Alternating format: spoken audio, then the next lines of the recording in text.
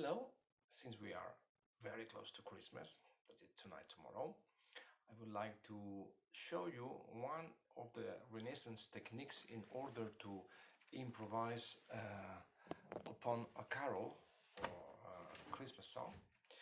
And for that I picked one very ancient carol, English carol titled "NOWELL Sing We." And I'm going to share screen with you so you can see the score. That's clear enough. So the first thing we're going to do is to learn the song as it is, and then we'll try to add some other voicings. So let's start, as I said, learning the song. This is a vihuela, and it's tuned like a Renaissance lute, so you can play it. The shapes I'm going to play are suitable for the vihuela or for the lute. So let's start. Let's think the rhythm not too quick. 1, 2, 3, 1, 2.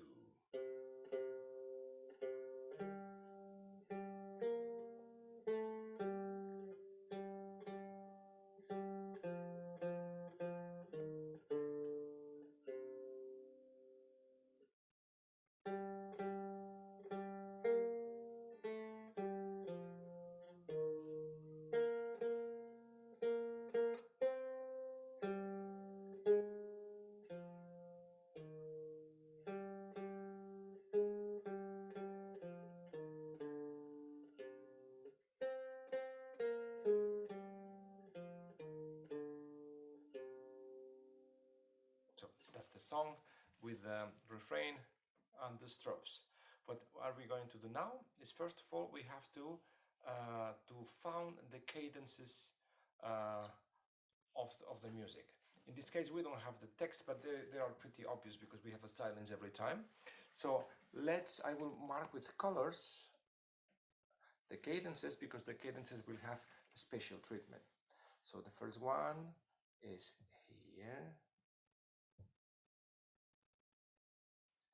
Next one is here in green. Next line is here. And next is here. Next here. And the last one here. And I will also mark the very beginning, because these cadences and the very beginning will have a special treatment. So we are going to improvise up to 3 voices with a technique called Fauxbourdon. And you will see it's very simple. So Fauxbourdon is done in a way where, first of all, we have to improvise a Gimel. Gimel, I'll write it here under the score.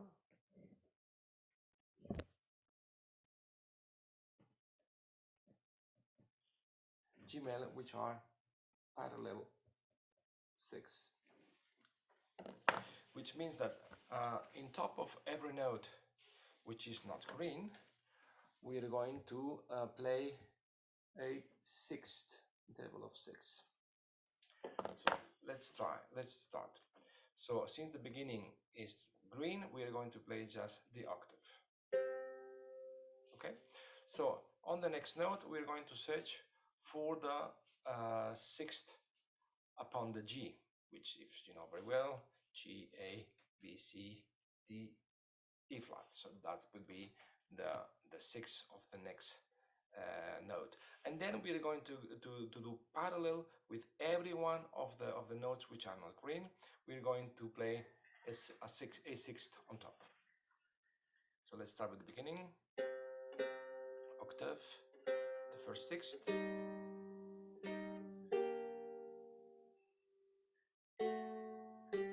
What did I do here? I played a 6th on the A, but I afterwards, instead of going to the 6th on the G, I went up to the octave, because we want to have a cadence there. This cadence is called when the bass is going down, or when the notes are going down, like this AG, we call it tenor cadence or tenorizzans. And when the note is going up, we call it cadence of soprano cadence or cantizans. So in this case, we are doing tenorizans on the bass, and we're doing as well a cantizans in the top. So I repeat again from the beginning. Octave to start.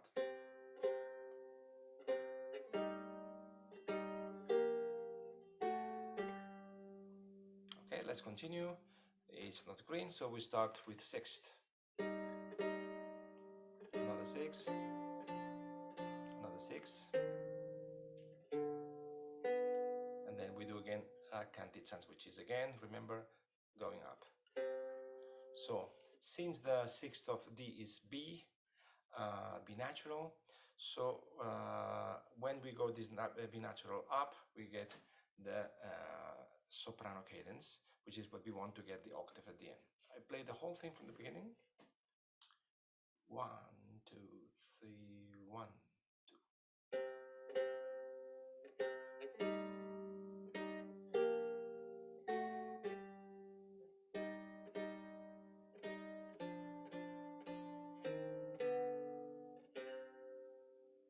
Very good.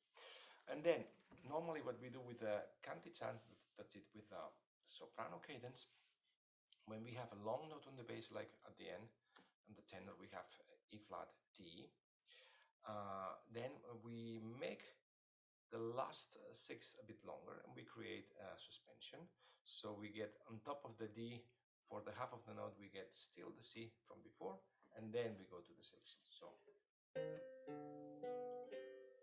beautiful, isn't it? So let's go from the beginning.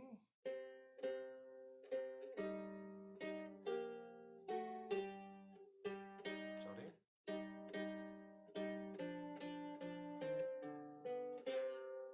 So we have already something. Let's continue doing that, doing the Gmail also on the strophe. First note is G, the Gmail is 6.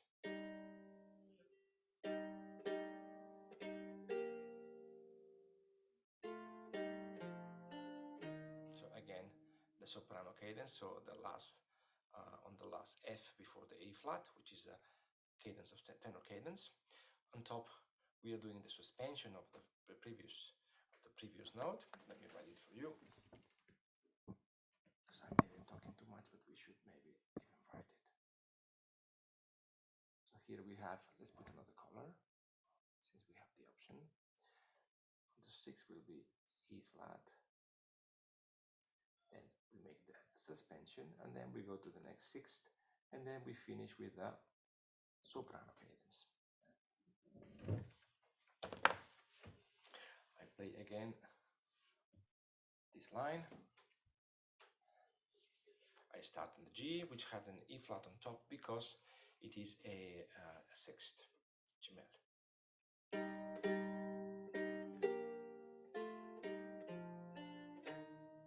Let's continue. Then the next B flat has a G on top.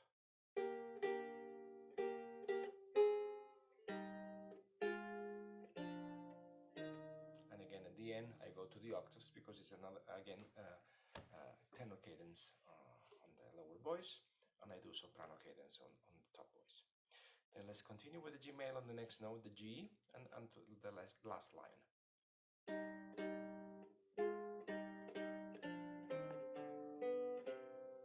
So we have again the same formula. We play the 6th on the E flat. We keep it during the first part of the D, creating the suspension, and then we resolve on the B, which is the 6th of D, and then we go cantizans or soprano cadence, which is going up to create the octave at the end. Then let's continue.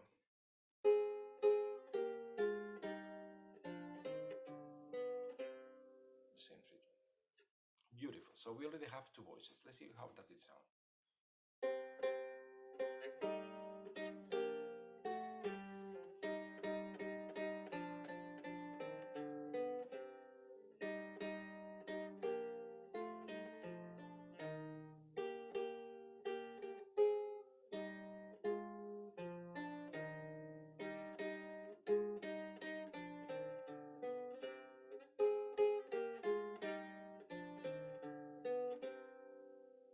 Beautiful. we can still add one voice, which is the alto, which is going to be 1/4 below the Gmail we have created, the sixth. So let's start doing the maths. The first one, as we said, we start with the octave. We have two choices. We could just have the alto doing the fifth in the middle, so C, G, C, Do, Sol, Do. And then in the next note, which is G, and we create the Gmail that we already know, which is G and E flat. And we add the fourth below B flat, which is the E flat, sorry, which is B flat. So creamos la cuarta por debajo del mi bemol, que es un si bemol. So we just started with Do, Sol, Do. Hemos empezado con Do, Sol, Do. And then we go to G, B flat, E flat. Y después vamos a Sol, Si bemol, Mi bemol. De esta manera hemos creado un acorde que llamamos de sexta y tercera. We have created a chord which is sixth and third. And we are going to move parallel this fourth under the soprano, always a perfect fourth. So we have to imagine that it's like these little fishes we have on the backs of the sides of the sharks. You know, they're following wherever they go. That's the same thing. This note goes parallel during the whole piece. And even when we have funny chromatisms, the important thing is that the fourth is perfect. So let's try from the beginning. So as I said, one way of starting is just C, G, C. Una manera de empezar es Do, Sol, Do. Or the other would be C, and then C, and C again, which means two voices are sharing one note. O también Do y dos agudos, que quiere decir que las dos voces de arriba están compartiendo nota. So that we go from here, that's one idea, or with the fifth, whatever you like. So I would start with the clean octave at the beginning.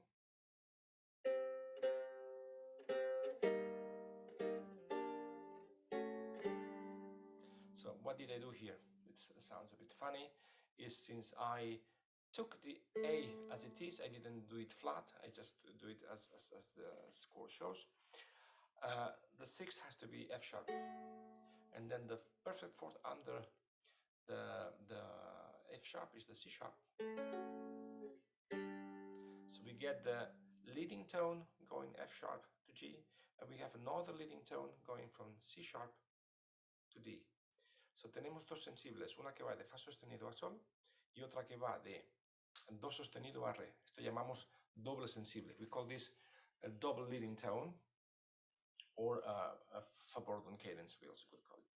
There is also something we could do. Sometimes in this music it doesn't show us the real note that the composer meant when he wrote the song, and sometimes we can add some accidentals that we call them ficta. A veces tenemos que añadir alguna alteración que el compositor no añadió, pero que dio por entendido que se debía añadir. A esto lo llamamos música ficta. So in this case, we could do, for instance, the A flat. What would happen with the A flat? I will play first with the A natural as we did.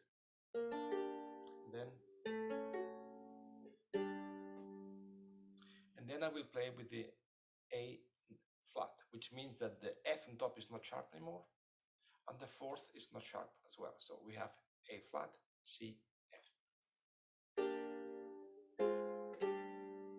I play these four bars.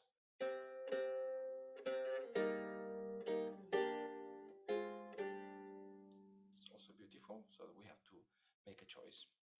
And then I will play with the A natural.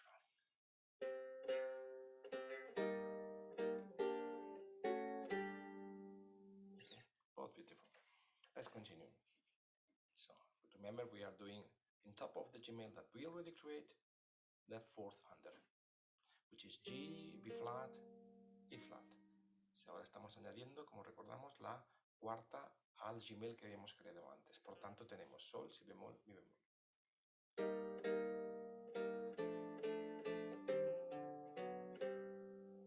we do the same we did before, since we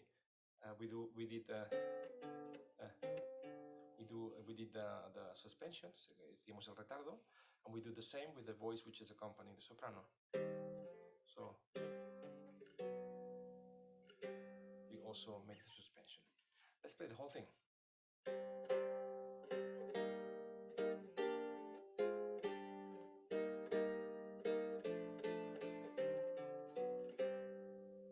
Let's continue with the rest of the piece.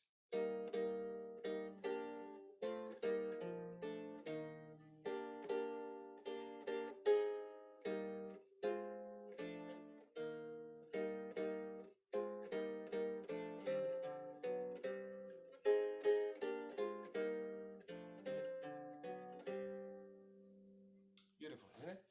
So I hope you found this interesting. If you like it, I will do more of that. So, Merry Christmas and enjoy the festivities.